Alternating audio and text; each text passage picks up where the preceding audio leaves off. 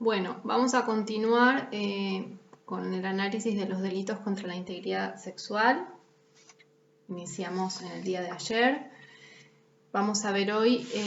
los artículos 120 y 125 en esta clase del Código Penal. El primer artículo que vamos a ver es el 120. Este artículo regula la conducta que, previo a la reforma de la Ley 25.087, se denominaba estupro y se consagra con la nueva legislación, a partir de esta reforma operada en el año 1999, una reforma bastante radical de lo que antiguamente se denominaba estupro,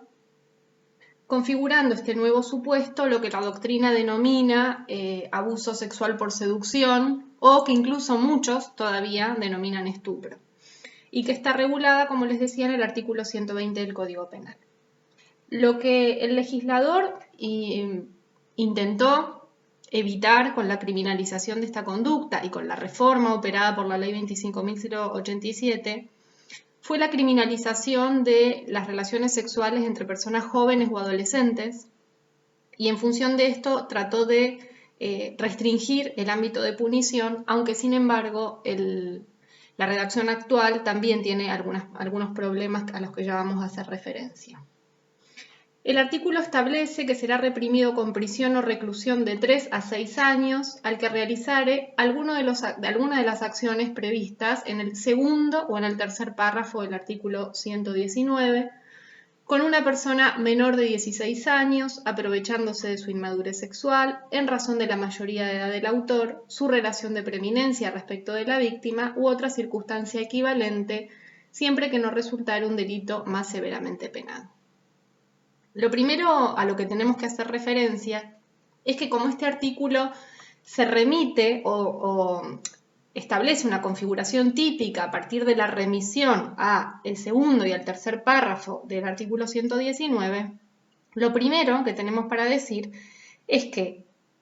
la conducta que configura este tipo es la conducta establecida en el segundo y en el tercer párrafo del 119,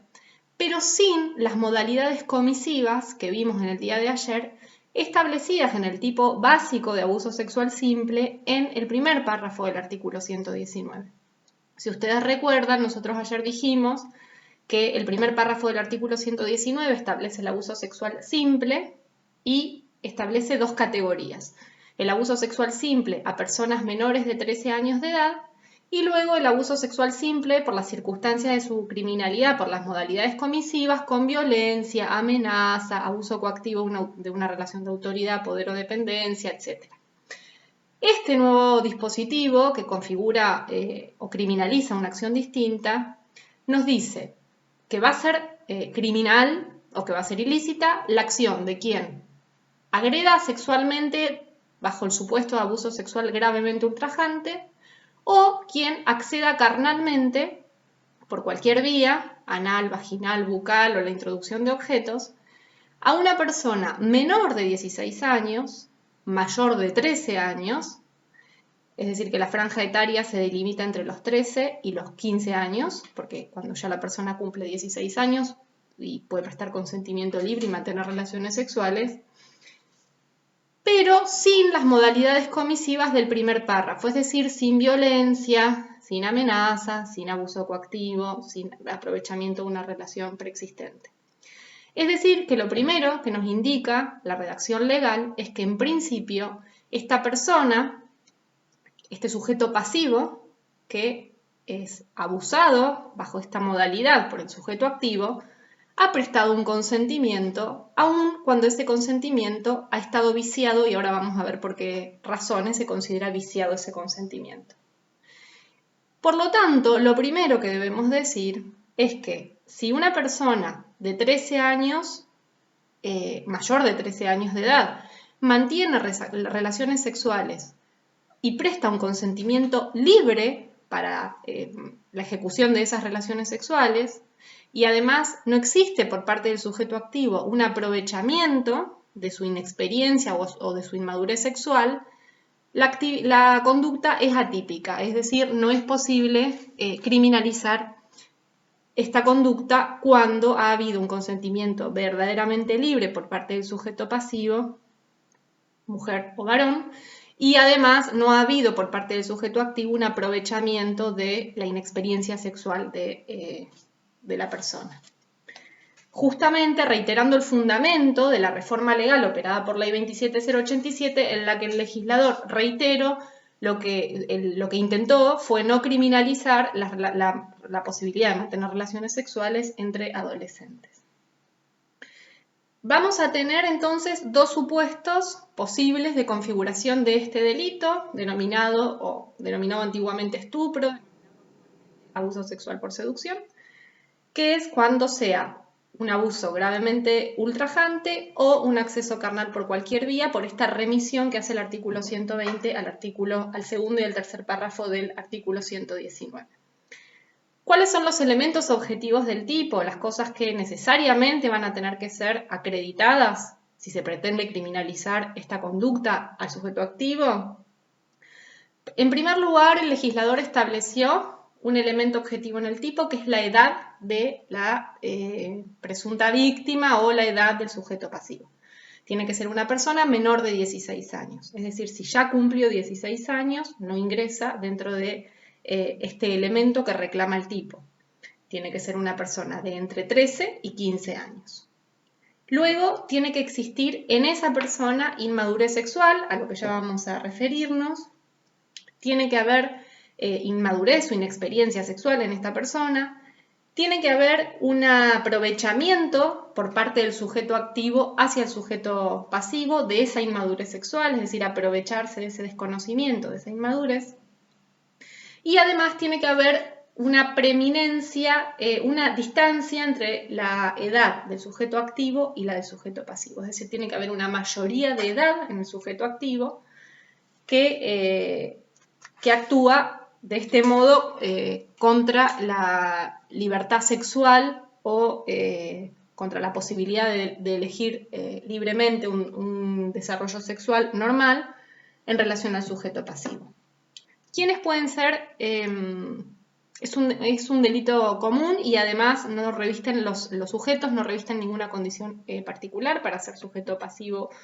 o sujeto activo. Puede ser un varón o una mujer. En la redacción anterior a la reforma operada por 25087, solo podía ser sujeto activo un varón y solo podía ser sujeto pasivo una mujer, que además la redacción establecía que tenía que ser una mujer honesta. Fórmula que, bueno, naturalmente tiene reminiscencias de tipo moral, religioso y que además vulnera el principio de legalidad y el principio de reserva y la posibilidad de cada ser humano de desarrollar su proyecto vital en ejercicio de su soberana autodeterminación, sin que el Estado pueda incurrir o intervenir en el diseño del proyecto de vida de cada persona. Por lo tanto, una mujer honesta es un concepto que nos remite a algo que el Estado, a un espacio en el que el Estado no puede ingresar,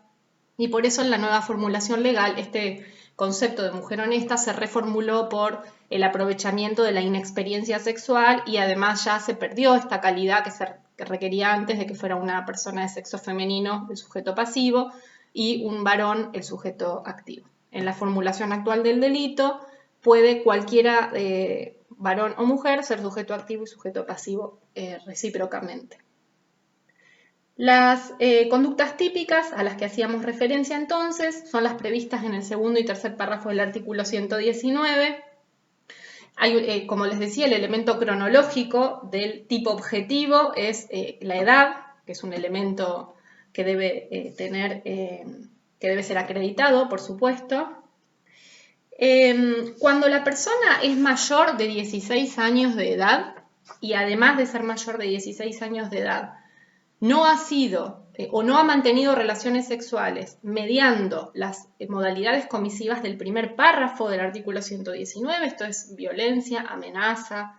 o abuso de una autoridad, de una relación de autoridad, dependencia o poder, a lo que hacíamos referencia inicialmente, las relaciones sexuales están absolutamente permitidas y no hay posibilidad de que el Estado se interponga o ingrese el poder punitivo del Estado en ese ámbito de privacidad. ¿Qué es lo que exige de manera específica la nueva redacción? entonces y va a tener que ser acreditado en la inmadurez sexual de la víctima o del sujeto pasivo. Esta expresión es una expresión, yo les decía ayer que toda la regulación o la formulación de el articulado de los delitos contra la integridad sexual tienen muchos problemas de constitucionalidad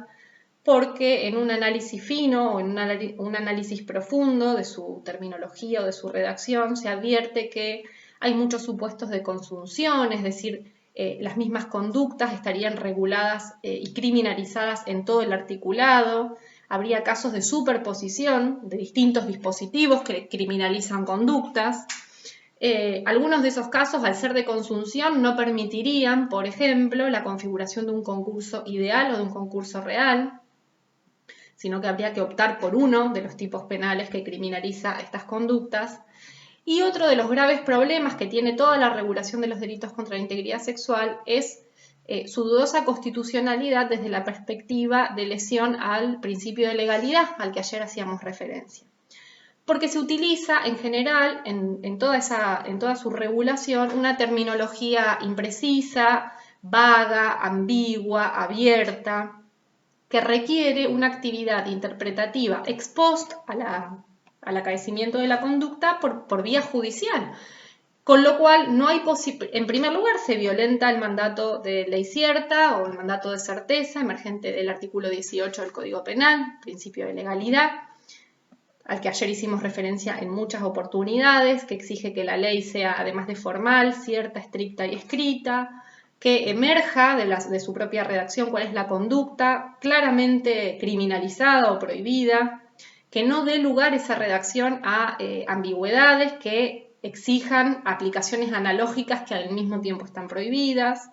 que las interpretaciones que permitan siempre interpretaciones restrictivas, en síntesis. Y toda la regulación de los delitos contra la integridad sexual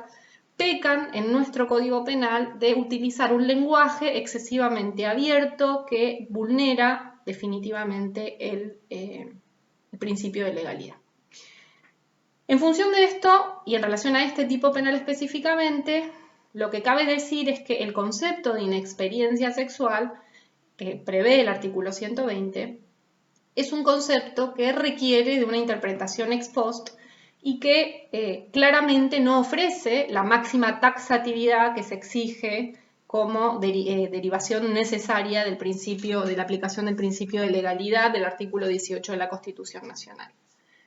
Por lo tanto, al ser una expresión tan imprecisa y que requiere una interpretación, cabría eventualmente analizar si el delito es constitucional o no lo es, o eventualmente habilitar planteos de inconstitucionalidad por lesión a este principio. De cualquier manera, también es importante que ustedes sepan, y esto, digamos, haciendo un paréntesis,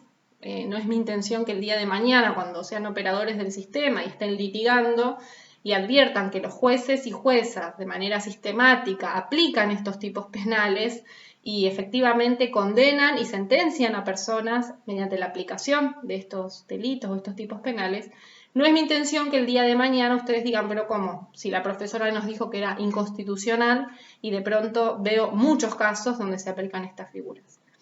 La intención desde la cátedra y mi intención particularmente es que ustedes puedan hacer un análisis crítico de los tipos penales, siempre en clave convencional y constitucional, aplicando los principios constitucionales y evaluando de manera profunda en cada dispositivo legal que criminaliza una conducta determinada si se da cumplimiento a las exigencias constitucionales que permiten el avance del poder punitivo del Estado en la vida de un ciudadano común, a fin, básicamente, de reducir los niveles de violencia que implica la efectiva aplicación del derecho penal. Y no con la intencionalidad de generar impunidad a conductas que deben ser eventualmente perseguidas, criminalizadas y eventualmente condenadas. Nosotros lo que marcamos y exigimos de parte de ustedes es que tengan la capacidad de hacer este análisis crítico. Y además, considerando que ya en el articulado del Código Penal y en el articulado de los delitos contra la integridad sexual, ya vimos ayer que el artículo 119 ya prevé una cantidad importante de supuestos o presupuestos que permiten criminalizar conductas que atentan contra el bien jurídico, libertad sexual. indemnidad sexual, libertad de decisión en el ámbito sexual, etc. Con lo cual, la intención de eventualmente plantear la inconstitucionalidad de un tipo penal como este no implica tampoco que una conducta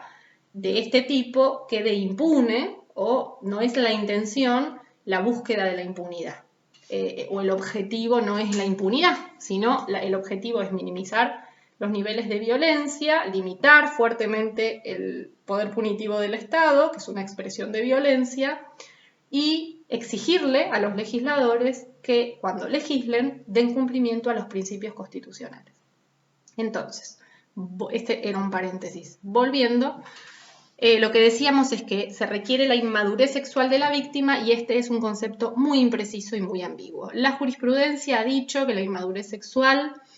es la inexperiencia, es la falta de hábito, es la falta de conocimiento sobre el ámbito sexual, ¿sí? Entonces, uno de los elementos objetivos del tipo que habrá que acreditar es la inexperiencia sexual de la víctima. Por otro lado, hay que acreditar un aprovechamiento de esa inexperiencia por parte del sujeto activo. También es un elemento objetivo del tipo que reclama el tipo la acreditación de que hay un aprovechamiento de esa circunstancia por parte del sujeto activo. ¿Quiénes pueden ser sujetos activos de este delito? Bueno, en relación a esto hay una discusión en doctrina que permanece vigente, que se dio a partir de algunos autores consideran que cuando el texto legal hace referencia a la mayoría de edad del sujeto activo, en realidad hace referencia a la mayoría de edad legal establecida en el ordenamiento jurídico de nuestro país. En este sentido, esa parte de la doctrina comulgaba previo a la reforma del Código Civil operada en el año 2009 por la Ley 26.579, que redujo la edad de mayoría de edad de 21 a 18 años. La doctrina, de manera previa a esa modificación legal, cierto sector de la doctrina había optado por decir que cuando el legislador decía la mayoría de edad del sujeto activo, hacía referencia a una persona mayor de edad en los términos de la ley civil, es decir, una persona mayor de 21 años, o sea, de 21 años o más. Cuando opera la reforma del Código Civil y la mayoría de edad se obtiene a los 18 años, bueno, este sector de la doctrina siguió considerando que entonces, con esta reforma legal, se exigía que esta persona, que es sujeto activo, que incurría en esta conducta, sea al menos una persona mayor de edad en los términos de la ley. Otros autores no exigen esa mayoría de edad, sino que lo que dicen es que hay que estar muy atentos a cuál es la distancia existente en edad entre la víctima o el sujeto pasivo y entre el sujeto activo. Y que hay que estar caso a caso determinando que tiene que ser una mayoría de edad ostensible o significativa. Algunos autores exigen además que tiene que haber seducción por parte del sujeto activo al sujeto pasivo. Otros autores manifiestan que esto no es una exigencia emergente del tipo. Comulgo con esta última tesis. En ningún momento el tipo penal dice que tiene que haber seducción por parte del sujeto activo, sino que tiene que haber un aprovechamiento de la inmadurez sexual de una persona menor de 16 años de edad.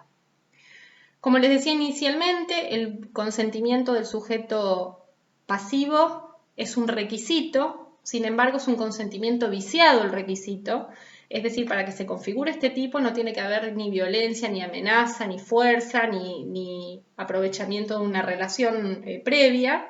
sino que tiene que haber un consentimiento. Naturalmente ese consentimiento tiene que estar viciado, puesto que, como les dije inicialmente, si el consentimiento es libre y además hay madurez sexual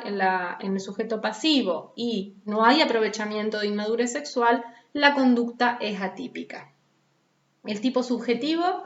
requiere dolo directo. Por supuesto que el sujeto activo tiene que conocer la edad del sujeto pasivo y tiene que conocer además que es una persona inmadura sexualmente, porque si hay error en cualquiera de estos extremos, hay un error de tipo que excluye la tipicidad de la conducta. Es decir, si yo creo que estoy manteniendo relaciones sexuales con una persona mayor de 16 años, no se configura el tipo porque hay error en un elemento esencial del tipo. Por último, bueno, se me va a cortar el video, así que lo que nos queda ver son las agravantes de este tipo penal, las vamos a ver en la próxima clase.